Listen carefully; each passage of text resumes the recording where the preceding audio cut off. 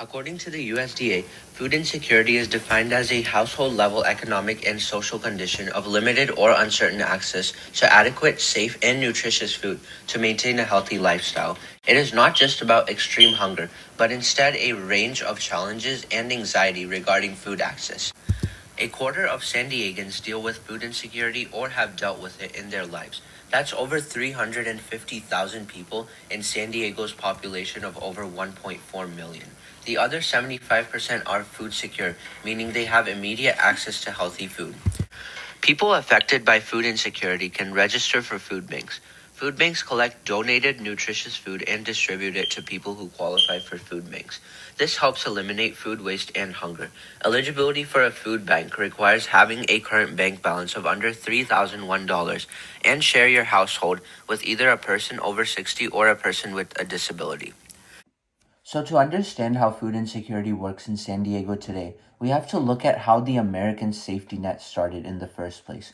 For a long time, people thought of hunger as just a short term emergency caused by big economic crashes, and the government would always be there to help them in times of those crises. The whole idea of a food bank didn't even exist until 1967.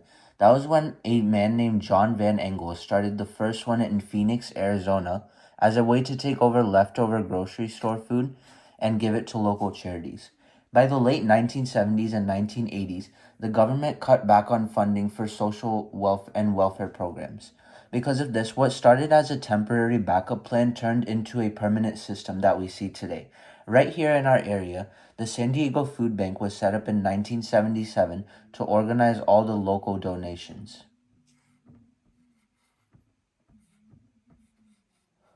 This showed how normal community groups had to step in when federal aid just wasn't enough for them. Today, food banks do a lot more than just hand out random boxes of food. They've turned into networks that deal with things like local prices, different neighborhoods, and shipping issues all over San Diego County.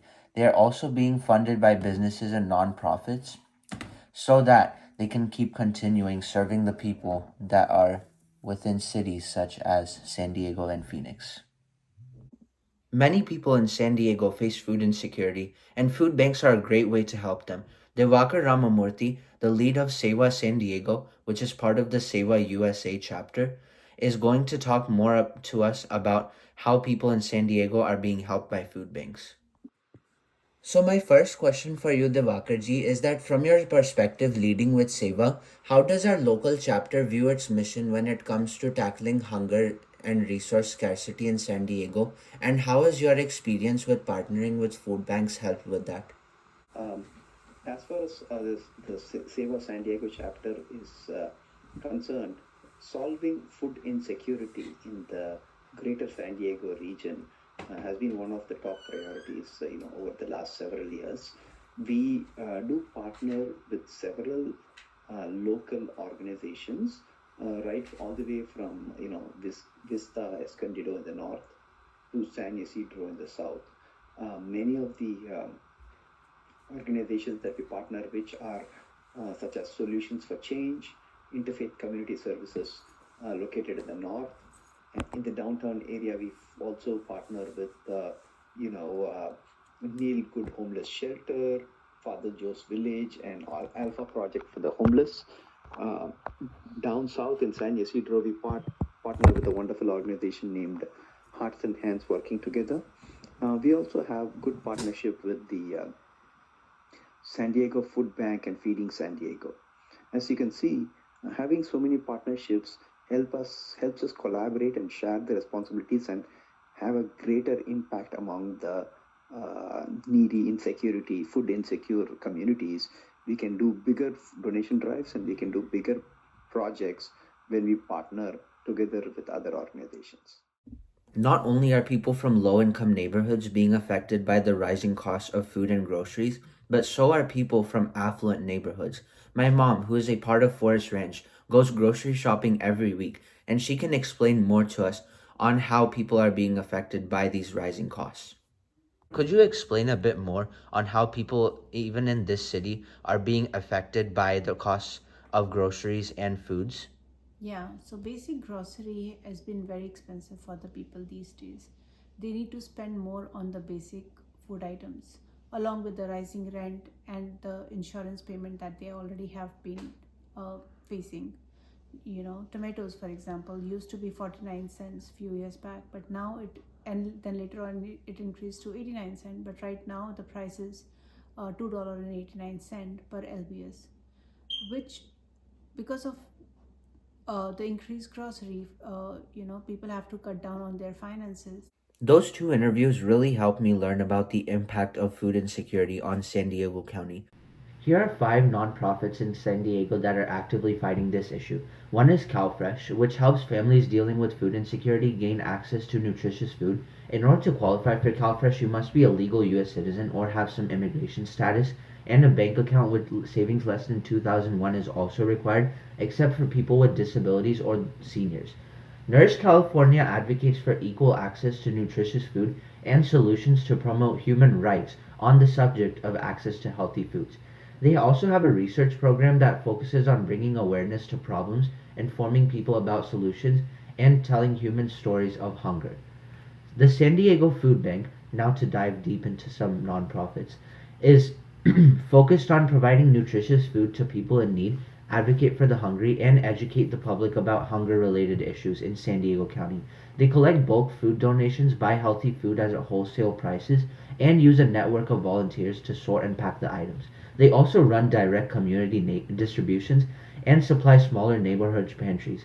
They help roughly 400,000 people every single month across San Diego County by distributing more than 45 million pounds of food per year directly to low income families, seniors, and children. The San Diego Hunger Coalition's mission is to collaborate with community partners in order to create equitable access to food assistance in San Diego County through research, education, and advocacy. They research the meal gap in San Diego to see which neighborhoods are missing resources, and they train other local groups on how to help people sign up for food assistance, and they advocate for better school meal programs and state policies. They help more than 150,000 low income San Diegans indirectly by supporting a network of over 500 other community organizations. They give these smaller charities, school districts, and clinics the exact data, training, and the tools they need. And finally, Feeding San Diego, its mission is to connect every person facing hunger with nutritious meals by maximizing food rescue. They partner with local farms, grocery stores, and restaurants to collect high quality food before it gets thrown away and sent to a landfill. They provide over 31 million meals a year to children, families, college students, military families, veterans, and people experiencing homelessness. They help them by routing rescued fresh groceries directly to 350 or more community partner sites so that food insecure neighborhoods can get access to many food options. Looking at the American government, a big problem we can see is the limitation of government food programs and programs in general. While state and federal policies establish networks like the CalFresh or even school meal programs, eligibility gaps and delays can leave a lot of gaps within the community safety net for food. This is where the concept of civic participation becomes a necessity to our democratic system. Citizenship involves a lot more than just voting. It also means that community members have to step in and address these local issues directly. Working as a volunteer within organizations such as SEWA represented a lot for me because by organizing local donation drives and partnering with regional programs, student and community volunteers, including me, were able to exercise their civic responsibility, directly supporting public well being. So, in order to address food insecurity, the most effective solution right now is to probably expand the networks we already have, which is the main model being used by Feeding San Diego. Right now, there's a lot of perfectly good, high quality food that is still being thrown away by grocery stores and restaurants every single day. By establishing stricter policies or incentivizing businesses to donate the surplus food, we can create a supply of fresh groceries for families that are in need without increasing our production costs. On the neighborhood level, a really good solution would also be increasing the number of local pantries that are run by volunteer organizations. Smaller groups can partner up with established organizations such as the Salvation Army, and it can set up distribution spots within parking lots or parks. This solves the issue of transportation which makes sure that healthy food gets directly into the specific neighborhoods where it is needed most. So, to conclude, food insecurity is still a very major and a very complicated problem within San Diego County and throughout most of the US. But looking at organizations such as the San Diego Food Bank, Feeding San Diego, and the San Diego Hunger Coalition, we can see that there are a lot of solutions being created, and there is room for further solutions as well. By combining planning with food rescue programs, our community can bridge the meal gap and ensure that every resident has that reliable access to nutritious food. Thank you.